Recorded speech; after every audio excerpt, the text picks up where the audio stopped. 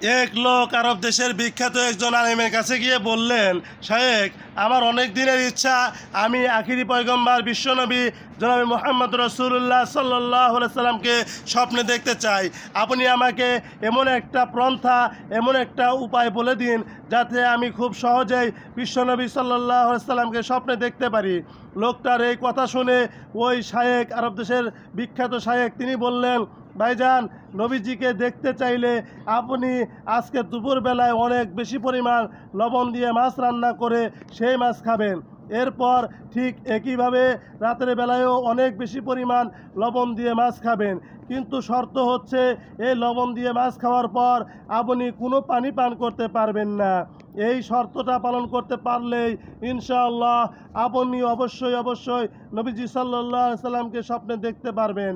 লোকটা ওই বিখ্যাত আলেমের কথা অনুযায়ী দুপুরবেলায় লবণযুক্ত মাছ খেলো, এদিকে রাতের বেলায়ও লবণযুক্ত মাছ খেলো, যার কারণে তার প্রচণ্ড পরিমাণ পানি পিপাসা লাগলো। তার গলা শুকিয়ে কাঠ হয়ে গেল, কিন্তু সে পানি পান করতে পারছে না। কারণ হচ্ছে, পানি পান করলে তো শর্তভঙ্গ হয়ে যাবে, আর শর্তভঙ্গ হয়ে গেলেই তো তাহলে নবীজি সাল্লাল্লাহু আলাইহি সাল্লামকে স্বপ্নে আর দেখা হবে না। যাই হোক, অনেক কষ্টে পানি পান না করে পানির পিপাসা নিয়েই সেই লোকটা রাতের বেলায় বিছানায় ঘুমিয়ে গেল। ঘুমের মধ্যে সেই লোকটা স্বপ্নে দেখছে সে একটা নদীর পাড় দিয়ে হেঁটে যাচ্ছে। নদীর ওই স্বচ্ছ পানি দেখে সেই নদীর পানি সে পান করলো। একটু পর আবারও সে স্বপ্নে দেখলো আকাশ থেকে বৃষ্টি পড়ছে, সে ওই বৃষ্টির পানি পান করতেছে। একটু পর আবারও সে স্বপ্নে দেখলো সে নিজের কল থেকে পানি পান করতেছে।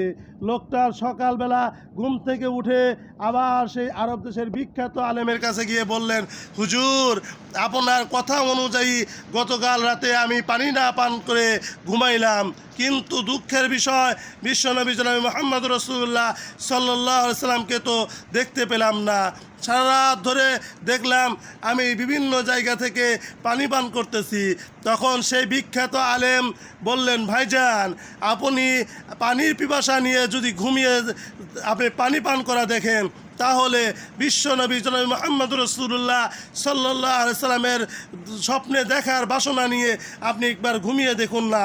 অবশ্যই আল্লাহ রাব্বুল আলামিন বিশ্বনবী জনাবে মুহাম্মদ রাসূলুল্লাহ সাল্লাল্লাহু আলাইহি সাল্লামকে আপনার স্বপ্নে দেখায়া দিবেন ইনশাআল্লাহ।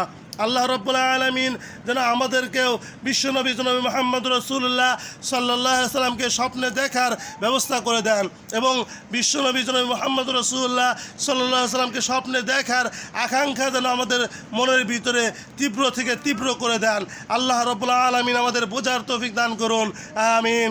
আসসালামু আলাইকুম ওয়া রাহমাতুল্লাহি ওয়া বারাকাতুহু।